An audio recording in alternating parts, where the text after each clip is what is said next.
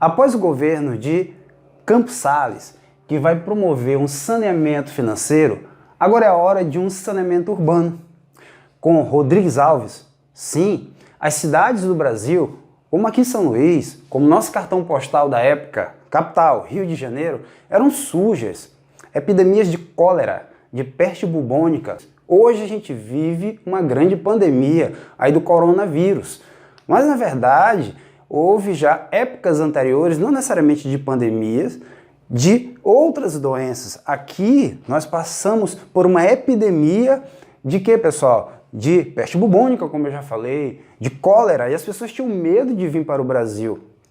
Era necessário então não sanear simplesmente as finanças, mas sanear as cidades. Limpar, abrir as ruas, deixar o Rio de Janeiro com as ruas largas, a moda de Paris, a Belle Époque, a modernização. Porém, aí vem um problema. Não bastava simplesmente derrubar casarões, abrir as ruas, criar praças, liberar a saída para o porto. Era preciso também combater as doenças. Esse passo inicial, que eu acabei de falar, ficou conhecido na mídia como política do bota abaixo. As famílias que foram tiradas dos casarões não foram indenizadas. E quem eram essas famílias? O ex-escravo, o homem pobre, branco, o imigrante que veio para trabalhar, sobretudo na agricultura do café e também na nascente indústria lá do final do século XIX, início do século XX, ainda não consolidada, é claro. Porém, essas pessoas vão subir os morros, formando as conhecidas hoje como comunidades ou favelas. Perfeito, pessoal? Daí gera uma grande revolta, uma grande indignação. Era preciso também, assim, combater as doenças, chamar alguém que sabia, Oswaldo Cruz. Então, ele promove uma política de vacinação. Porém, Pereira Passos, prefeito, Rodrigues Alves, presidente, eles não se importam em esclarecer a população. Todos vocês conhecem o Zé Gotinha? Na época de vacinação, ele vem com a campanha explicando à população a que serve aquela vacina, ok? Mas aqui não. A ideia era modernizar a qualquer custo. Não importa que custo seja esse, mesmo indo contra o esclarecimento populacional. Ora, se a minha casa já foi derrubada e agora eu sou vacinado obrigatoriamente com a polícia arrombando a porta, amarrando as pessoas e vacinando, então eu posso muito bem acreditar que essa vacinação é para me matar. Os inimigos políticos do presidente Rodrigues vão dizer que essa vacina era para matar pobre. E não era difícil acreditar, pois a minha casa já foi derrubada, eu nem indenizado fui, não tenho nem para onde ir. Isso gera a grande revolta da vacina, conhecida revolta da vacina, como está aparecendo a imagem aí na tela para ti. Perfeito? Uma das mais importantes revoltas e movimentos urbanos desse período que nós vamos estudar no finalzinho dessa etapa do nosso curso de História do Brasil, ok? Que marca o governo de Rodrigues Alves. Lembrando que ele vai ser eleito mais uma vez, porém não vai assumir o cargo, depois a gente conversa sobre isso. Então, amarrando as pontinhas. Estamos saindo do governo de quem? De Campos Salles, que gera uma política de saneamento financeiro. É necessário, pessoal, também fazer esse saneamento mais urbano.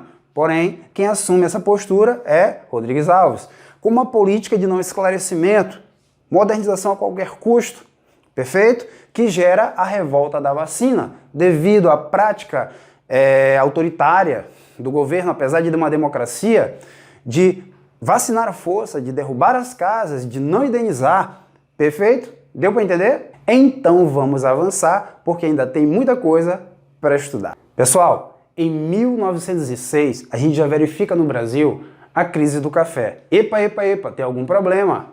A crise do café, Elvis, não é lá em 1929, com a quebra da Bolsa de Nova York?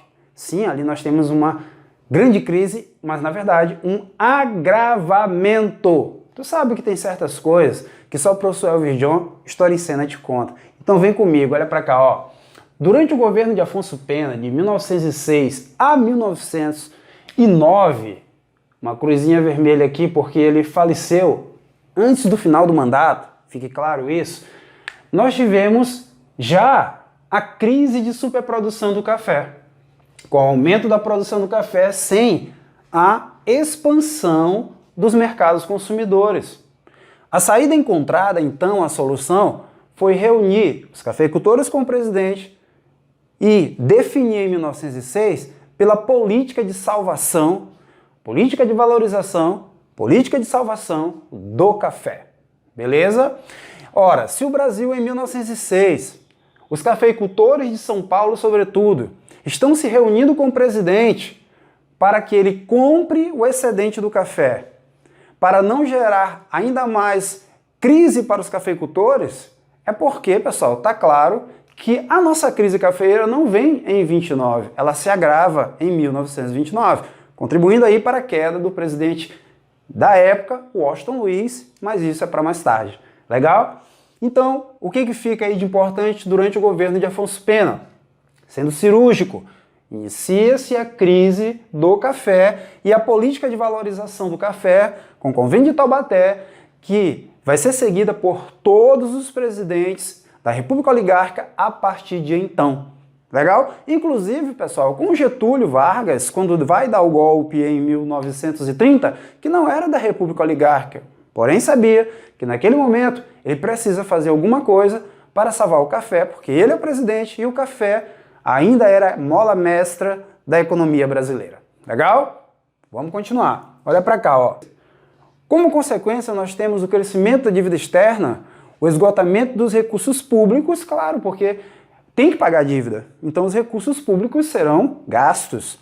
E inflação, porque quanto mais dívida externa, mais inflação, mais difícil viver, crise econômica.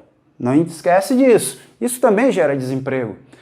Ora, seguindo a sequência de governos, como eu disse, o presidente faleceu antes e quem assumiu é o vice, Nilo Peçanha. Ora, ele assume somente para convocar eleições e passar a presidência. As eleições serão concorridas entre Rui Barbosa, que foi o ex-ministro de quem, pessoal? Deodoro da Fonseca, aquele lá da política do encilhamento. Isso vai literalmente queimar a carreira política de Rui Barbosa. Rui Barbosa era civil, então ele lança uma campanha civilista: vote em um civil, não vote em um militar. Uma vez que o seu concorrente era Hermes da Fonseca, filho, sobrinho, né? Aí, grande orgulho de Deodoro da Fonseca, também marechal, militar. E aí o Rui Barbosa diz, olha, não vote no militar, veja o que o tio dele fez, tentou dar um golpe, tentou fazer uma ditadura militar, vote em um civil, campanha civilista. Já o Hermes da Fonseca consegue a eleição, porque nesse momento ele lança-se pela aliança entre Minas e Rio Grande do Sul e seus aliados, que nós chamamos de oligarquias de oposição, oligarquias dissidentes, como eu já disse. Daí, ó, essa representa a primeira quebra do café com leite, a primeira quebra da política do café com leite, a primeira cisão. A última vai ser lá na frente, quando Getúlio assume o governo depois. Perfeito? Então, qual é o resultado disso aqui? Eleição ganha por Hermes da Fonseca.